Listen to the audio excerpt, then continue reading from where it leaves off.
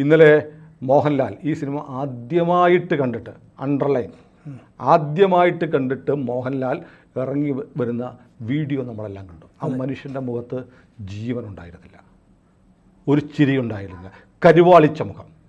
എന്തുകൊണ്ടായിരിക്കും? തൻ്റെ സിനിമ, അതായത് മലയാള സിനിമയുടെ ചരിത്രത്തിൽ ആദ്യമായി ഏറ്റവും വലിയ ബുക്കിംഗ് ഉണ്ടായ സിനിമയുടെ ഫസ്റ്റ് ഷോ കഴിഞ്ഞിട്ട് അതിലെ നായകൻ പുറത്തിറങ്ങി വരുമ്പോൾ അദ്ദേഹം ആഹ്ലാദവാനായിരിക്കണം അല്ലേ?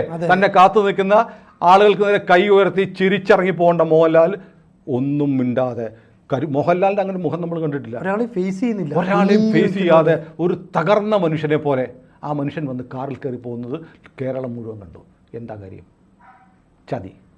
ഞാൻ അങ്ങനെ വിശ്വസിക്കുന്നില്ല, എന്നാൽ പോലും ചില ആളുകൾ പറയുന്നത് അങ്ങനെയുണ്ട്. കാരണം ഈ സിനിമ ഷൂട്ട് ചെയ്തതിന് ശേഷം പൃഥ്വിരാജ് വളരെ കൃത്യമായി കളിച്ചിട്ടുണ്ട് എന്നാണ് മോഹൻലാലുമായി അടുപ്പമുള്ള കേന്ദ്രങ്ങളെ ഉദ്ധരിച്ചുകൊണ്ട് വന്ന വിവരങ്ങൾ. കാരണം ഇതിൻ്റെ ഒരു പ്രിവ്യൂ വെച്ചില്ല, പ്രിവ്യൂ പ്രദർശനം നടത്തിയിട്ടേ ഇല്ല.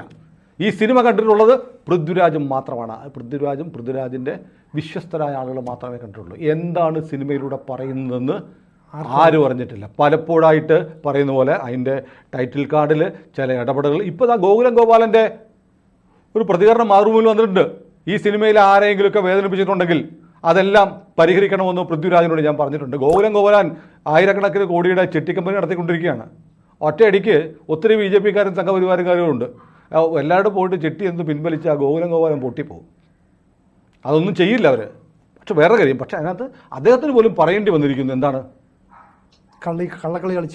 അങ്ങനെ കുഴപ്പങ്ങൾ കൊണ്ട് പരിഹരിക്കണമെന്ന് ഞാൻ സംവിധായകനായ പൃഥ്വിരാജിനോട് പറഞ്ഞിട്ടുണ്ടെന്ന് ഗോകുലം ഗോപാലൻ്റെ സ്റ്റേറ്റ്മെൻറ്റ് വന്നു. അപ്പോൾ എന്തോ ഒരു പ്രശ്നം അവിടെ ഉരുത്തിരിയുന്നുണ്ട്. ഈ സിനിമ പൃഥ്വിരാജിൻ്റെ സ്വകാര്യ അജണ്ടയായിരുന്നു. ഇങ്ങനൊരു സിനിമ ഇറക്കണമെന്ന് അയാൾക്ക് താല്പര്യമുണ്ടായിരുന്നു. അയാൾക്ക് പകയുണ്ടായിരുന്നു വാരികുന്നൻ്റെ സിനിമ ചെയ്യാൻ പറ്റാത്ത പോയതുകൊണ്ട്. അതുകൊണ്ട് കേരളത്തിലെ സംഘികൾക്കിട്ടൊരു പണിയും കൊടുത്തേക്കാം എന്ന് കരുതുക മാത്രമല്ല, മോഹൻലാൽ എന്ന് പറയുന്ന എക്കാലത്തെയും കേരളത്തിലെ ബെസ്റ്റ് സെല്ലറായ ബ്രാൻഡിൻ്റെ വിലയിടിക്കാൻ കൂടിയിട്ടാണ്. തകർന്നു പോയില്ലേ മോഹൻലാലിനെ എത്ര ആളുകളാണ് മോഹൻലാലിനെ ഏട്ടൻ എന്ന് വിളിച്ചിരുന്ന ആളുകളൊക്കെ പച്ചത്തെറി പറഞ്ഞുകൊണ്ട് വന്നിരിക്കുന്നത്.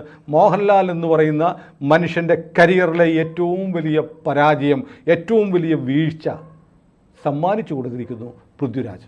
ചതിച്ചതാണ് പൃഥ്വിരാജ്, ഒരു സംശയമില്ല. ഇത് കാരണം മോഹൻലാൽ എന്തായാലും ഈ സിനിമ പുറത്തിറങ്ങും മുമ്പ് കണ്ടിരുന്നെങ്കിൽ ഇത്തരം കാര്യങ്ങൾ ചെയ്യാൻ സമ്മതിക്കില്ലായിരുന്നു. കാരണം മോഹൻലാലിൻ്റെ ബന്ധങ്ങളും താല്പര്യങ്ങളും ഇതൊന്നുമല്ല. മോഹൻലാൽ ഇങ്ങനെ ഒരു പ്രൊപ്പഗാൻഡ സിനിമയുടെ ഭാഗമായി ഞാൻ ഒരു പക്ഷത്തിന് എതിരായി മാറുന്ന ഒരു സാഹചര്യം ഉണ്ടാക്കാൻ ന്യൂട്രലായിട്ട് പോലും നിൽക്കുമായിരിക്കും.